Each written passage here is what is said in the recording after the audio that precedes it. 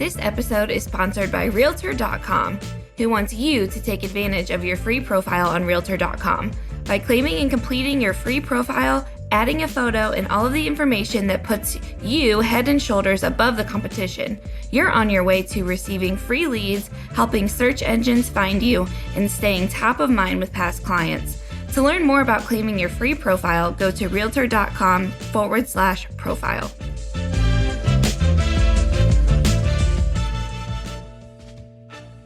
Welcome to the Real View podcast, where Ohio Realtors connect you to innovators and influencers, keeping you with the real view of real estate.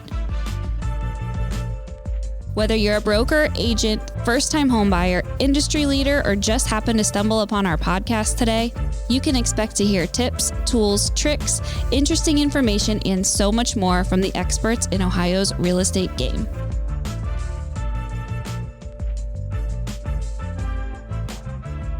Hi, everyone. Welcome back to the Real View podcast, brought to you by Ohio Realtors. I am your host, Allison Wiley. Joining me today, he is our very special guest, our keynote speaker this year at our 2023 Ohio Realtors Convention. His name is Colonel Mark W. Tillman.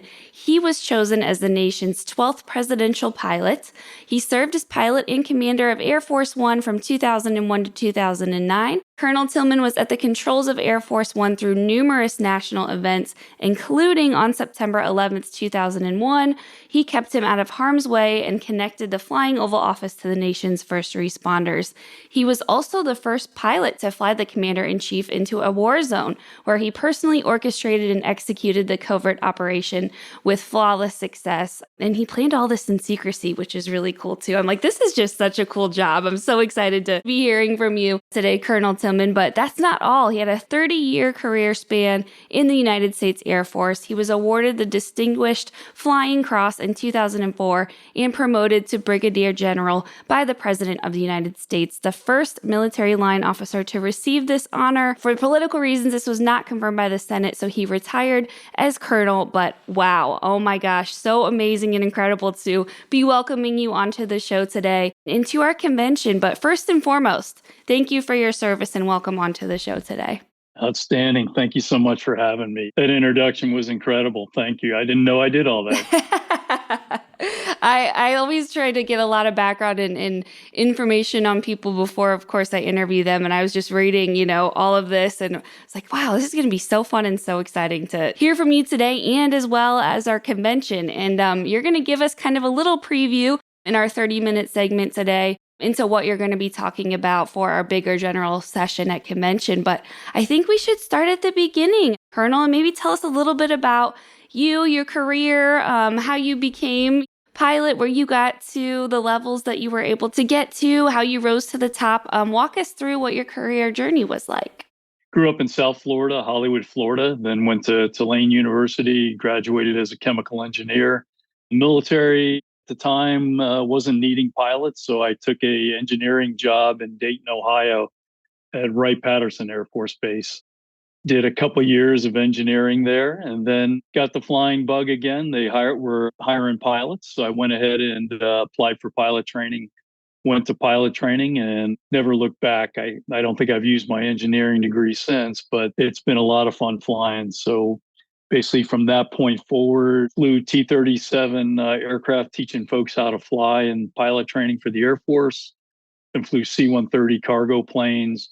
Was selected for the 89th Airlift Wing at Andrews Air Force Base, flying congressional folks, senators, First Lady, Vice President. Did almost 18 years there.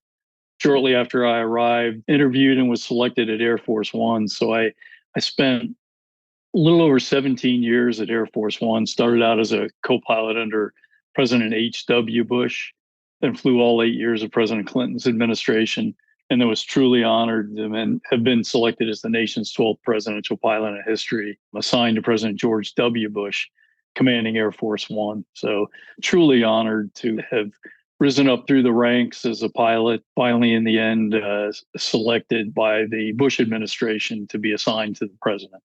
Yeah, very, very cool story and cool background. Thanks for sharing a little bit of that history there. Would you mind telling us maybe just a little bit what it was like as pilot of Air Force One, what some of your roles and responsibilities were like, what kind of your day-to-day duties and day looked like? I know that's probably hard to nail down what a day-to-day role was like in your position, but tell us a little bit about what you did and what you were responsible for Air Force One. The Air Force One job, I joke with everyone, was probably as the commander the simplest job of any leader. You get the opportunity to work with the United States Air Force as best of the best, and also with contractors that have been hand selected. So the 89th Airlift Wing hires the best of the best out of the Air Force.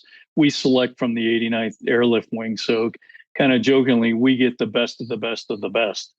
It's such a pleasure working with folks that are walking in, whistling and singing every day. Glad to be there.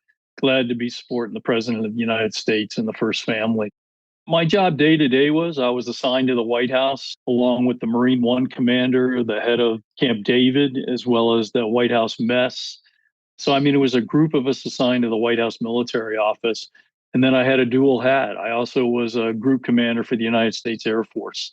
But my responsible individual that I always reported to was the President of the United States. So I reported to President George W. Bush.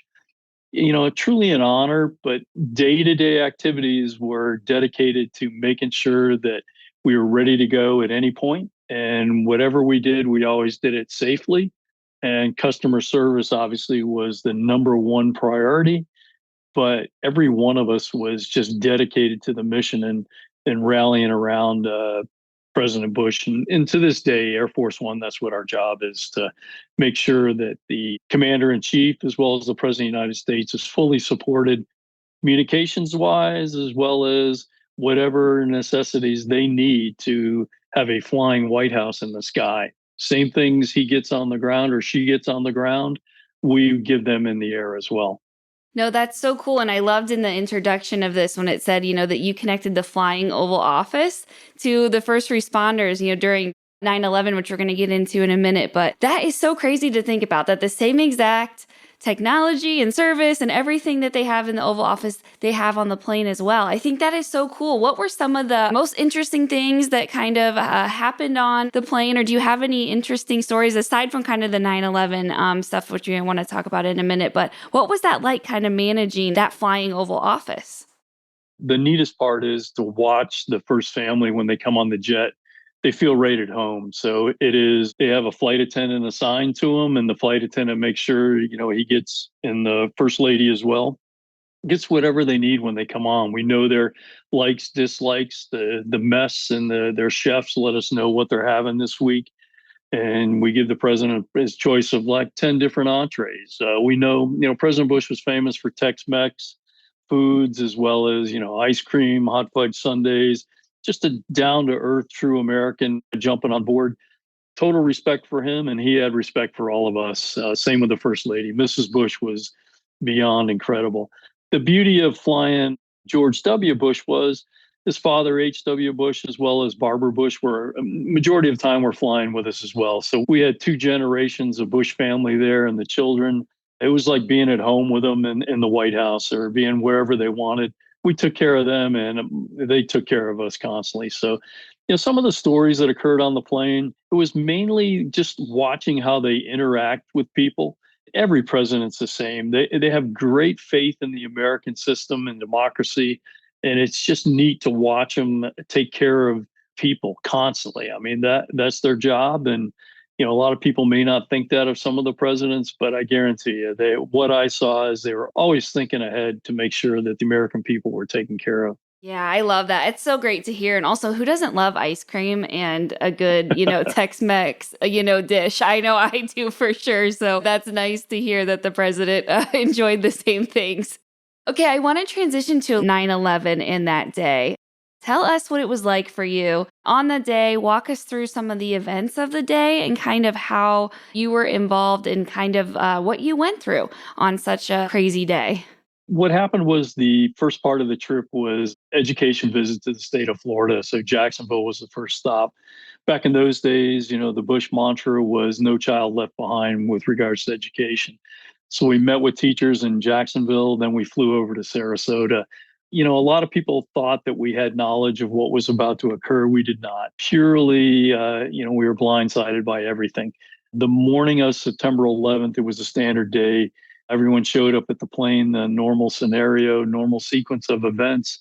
And then shortly after, around 8:30, 8:45, when the first towers hit New York City, we started getting more and more information. And even after the first tower was hit, we had no idea that it was an actual threat against the United States. It was always brought out that it was operator error, that an aircraft had hit the first tower. Within 15 minutes, it became very obvious that the country was under attack. So for us, our standard scenario is we're always there on location with the president. We have the capability to have the president be secured and move to a location to protect not only the president, but the continuity of government. That is the entire process so not only does the president have to be secured, but for the continuity of government, so does the vice president, Speaker of the House. Everything came together on September 11th, kind of a short scenario. Once it all occurred, we were ready to move the president of the United States, moving into position to make sure that the continuity of government was taken care of. Unfortunately, the hijackers, as well as the terrorists, didn't have a plan of shutting down our communication, but our communication became saturated because there was just so many players using limited assets. It became obvious to us that our communication was going to be degraded compared to what it normally was. It kind of changed the whole scenario, but we took care of the president and basically left Sarasota, brought the president where he needed to be airborne, established communications with the key players. President Bush did not want to hunker down and hide anywhere. That's kind of my big joke about the Texans. It's tough to tell a Texan he's going to start hiding. He's going to get into the battle. And that's exactly what President Bush did. He wanted to go back to Washington. Eventually, Secretary Rice, or at the time, Dr. Rice, and the vice president let him know that probably wasn't the best idea. At this point, as the day progressed, we kept them in contact with the National Command Authority, nations around the world, just kept them moving to decoy, and then finally brought him back to Washington, D.C., where I think most people know he addressed the American public that evening. Yeah, and I think I remember reading just about, the day of September 11th and looking back on that at one point, you all were the only plane to be actually flying in the sky during that day. What was that like to just know this major event had just happened and yet you're up there in the sky, with the president, keeping him safe and being the only plane up there? I mean, did you ever imagine, when you first became a pilot and worked your way through the Air Force, that this would ever be something that you would encounter? This was very unusual, but, we're highly trained to move the president basically against any kind of conflict, any kind of threat from outside the United States. The challenge for us was this was within the United States. We'd been beaten by people within our own country. They had taken control of a lot of our aircraft. That was never thought of, discussed. So there was no real plan to counter, but we were making it up as we went along, and we were highly effective. The airspace was given to us. There was no conversations between us and the air traffic controllers. The fear was that if we talked on the radios, others would know our position. So we kept quiet the whole time. The controllers kept quiet. We basically flew around the country without air traffic control. It was an eerie feeling not hearing things, other planes. And then when we got the word that all airliners had been put to the ground, basically keep the airspace safe so that we could identify those who were trying to attack us. It was a scenario that, the air traffic controllers and the head of the FAA at the time did amazing things. People were thinking outside the box and they were resolving issues. And to this day, the first responders, the air traffic controllers, all of them did incredible feats and kept the American public safe from that day and that day forward until we could come up with a new system to protect the American people.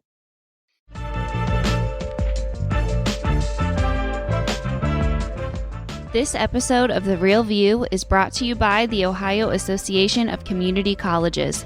Ohio's network of community colleges provides accessible training that accommodates the busy lifestyles of aspiring real estate professionals at half the price of a traditional university. With convenient locations in every part of the state, as well as online options, Ohio's community colleges are your smart choice for pre-licensing education. For more details or to start the journey to a real estate career, visit the education page at ohiorealtors.org and then click on the pre-license course locations.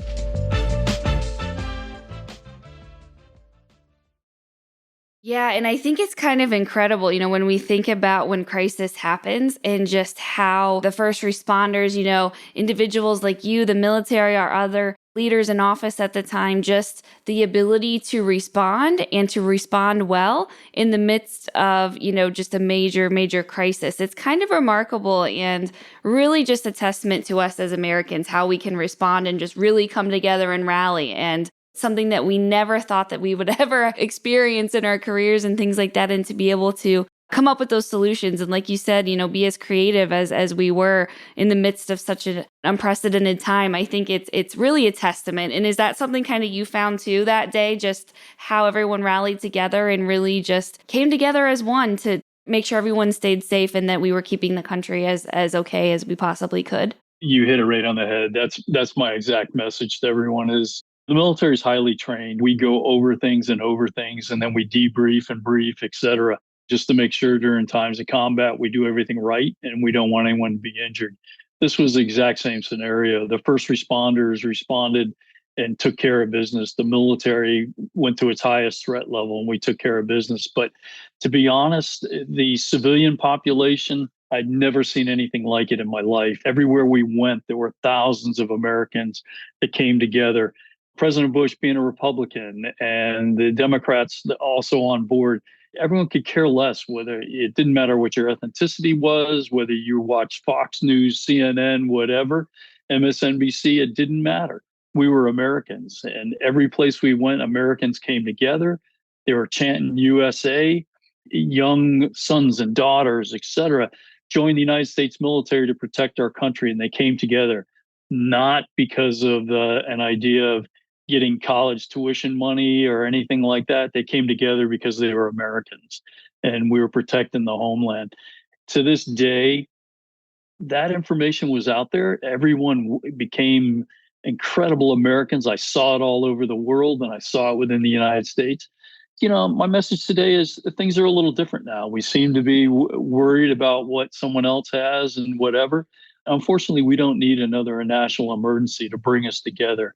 It becomes very obvious to me that Americans had the same mentality. If there's a tornado or disaster, whatever, people come together and we take care of each other. I mean, that's something a good leader needs to go ahead and take care of here in America and let everybody know that this is what it's about. Your organization takes care of the folks all around you. You're a good advocate for everything like that. That kind of concept at the lowest level and all at the highest level needs to happen. Everyone needs to know they're being taken care of and we're all part of the same team. We're all Americans. Yeah, I love hearing that message. And I think, you're so right that when you think back about that day and that time and how we just were so united, and now to think that where we are today, with some of the things that this country's experiencing, it's like you almost long, I know I long for that feeling of we're all in this together and we're all taking care of one another. And it's nice to know that that's still, something that you find just as important. And I think that we can get back to that point at some time too. And you're right, no more national emergencies to get us there, but that spirit's still alive and it's still something that, I think we all have in us. I want to talk a little bit too about another event. Lucky you got to fly the president into a war zone. This was the first time that this had ever been done. Tell us about that decision and your role and experience with that. Once the war started in Iraq and we were also in Afghanistan, the president was always famous. He wanted to be with the troops. He wanted to make sure the troops knew that America was supporting, they were behind them. So the first plan was, could we get into Afghanistan? And we couldn't. The Afghanistan was a war zone with airports that were not secure. It was kind of a special ops war. So, they're fighting each other with horses and camels and firing rockets at each other. Special operations were occurring. For Baghdad, though, once Baghdad came, basically our concept was that we were going to go see the troops. It was a challenge because Baghdad was still, once again, was not secure, was not safe. But President Bush made the decision and let us know that, hey, we are going in for Thanksgiving dinner. So when I got called to the White House, was given the brief. The plan for me was to come up with some way to get him safely out of the United States without anybody knowing, land in Baghdad, meet with the troops, and turn around and come back. So challenge for me, but not a challenge for my team. We all talked about it. We came up with a crazy concept of no one ever knowing about it. And it was highly successful only because my concept was I didn't have to tell anybody what we were doing. I relied on the team knowing, including the United States military, knowing that they were trained and they didn't have to know who they were supporting. All it took was once they got the word minutes before we landed that the President of the United States was going to be landing, everybody jumped into action and the firepower was increased. Everything took care of the boss as I knew they would, because our United States military is an incredible machine that works perfect every time. For me, it wasn't a challenge. So we came up with that. We got the president in and out of Baghdad. As I'll talk about to the folks in the convention, I'll give some things that are no longer classified. But the key to that whole trip was the fact that the president and his staff, they all worked together with us. And we put a lot of things in motion that the president was fully briefed in on, and he supported everything. He trusted us immensely. That's just the beauty of President Bush and Mrs. Bush, the way they handle everything that they do. Oh, I love that. That's so cool. And I can't wait to hear more, too. It's such a good cliffhanger that you left us off at. So going to definitely be interested to learn more and hear the rest of this story. What were your favorite things about working as the Air Force One pilot, your time with the president? I know you mentioned you just enjoyed being with the family and seeing them on the plane and things like that. But what were some of your favorite things that you loved about your job? And what are some things that you'll take away with you, those life lessons maybe that you learned in this role? Being about 30 feet in the air, looking out the window of Air Force One, you've seen kings and queens and presidents come to the side of the aircraft. So you've seen history occurring right outside of your window. Those are the things I'm going to remember. But biggest thing I'll always remember is what the presidents did with the families of the fallen.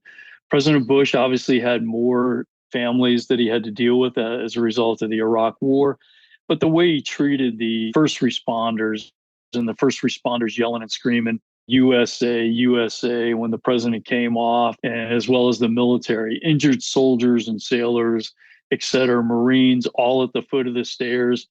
Example being, a young Marine that had lost both legs. He's sitting in his wheelchair at attention, saluting as we're coming onto the ramp, and seeing him sit out there and then learning all about him and all the things that, his life completely changed. But he was there to talk with the president, and he let the president know about his likes, dislikes, how honored he was to be a United States Marine and always will be a Marine. It's those kind of things that I'll always remember, and just proud to have served in the United States military.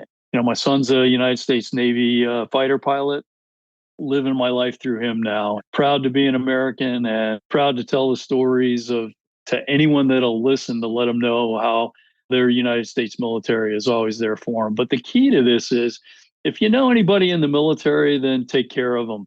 If you got a friend or a neighbor that has somebody serving, make sure they know that you're thinking about them, and let them know that we're always there for them. They're doing a lot of dangerous things all over the world, and our United States military knows that America's behind them no matter what's going on. We're always there. All of us that have retired and are veterans right now, you give us the phone call, we're going to be back in action.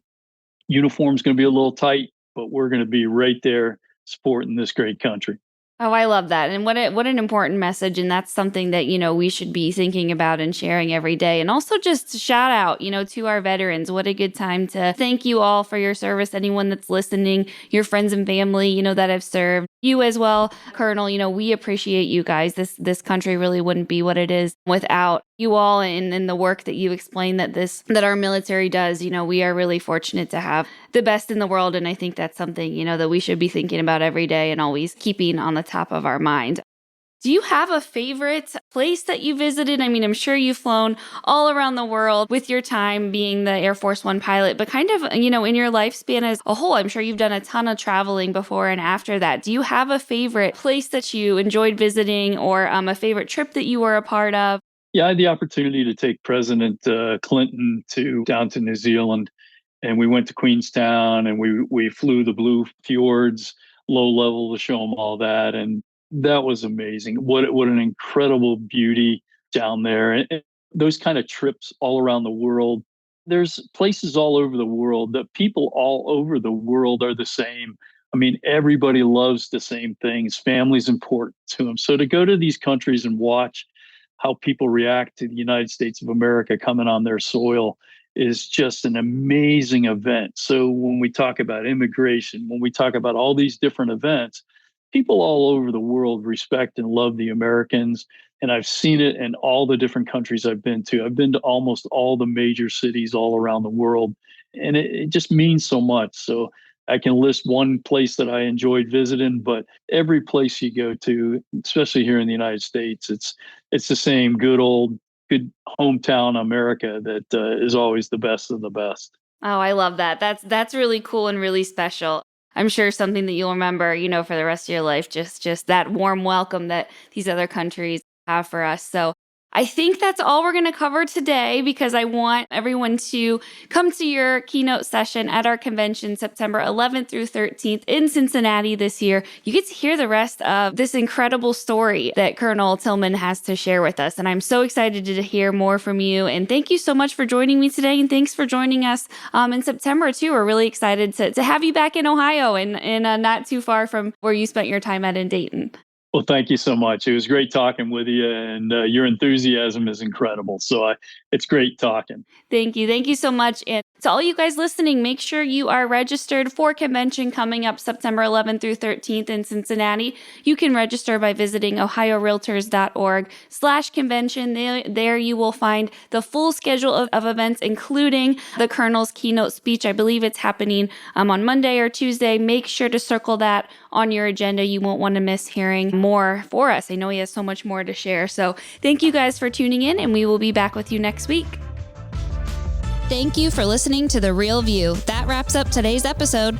You can keep up with the latest on the podcast at ohiorealtors.org/therealview and on Apple or Google Podcasts, Spotify, or wherever you listen. Have questions, comments, or suggestions? We want to hear from you. Email us at podcast@ohiorealtors.org. We'll see you next time.